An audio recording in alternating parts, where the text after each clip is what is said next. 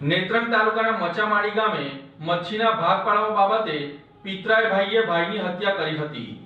નેત્રંગ તાલુકાના માચામળી ગામે રહેતા જયેશભાઈ રાયસિંગભાઈ કોટવાડિયા, પ્રવીણ ઉર્ફે રવિનભાઈ રમણભાઈ કોટનવાડિયા અને મંજુબેન રમીનભાઈ કોટનવાડિયા ધોલી ડેમ ખાતે મચ્છી મારવા ગયા હતા અને મચ્છી મારી અને તારીખ 5/5/2026ના સાંજના મચ્છીમારી મારેલા મચ્છીના સરખા ભાગ પાડી પોતપોતાનો મચ્છીનો ભાગ લઈને ઘરે પરત આવતા હતા।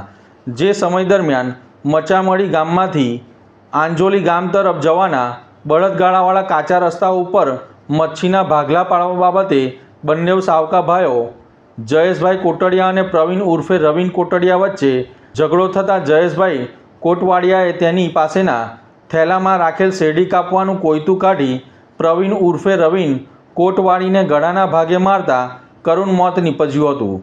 જ્યારે જયેશભાઈ કોટવાડિયા ફરાર થઈ ગયા હતા। હત્યાની જાણ થતાં વાયુવેગે પ્રસરતા ઘટના સ્થળ ઉપર લોકટોળા ઉમટી પડ્યા હતા।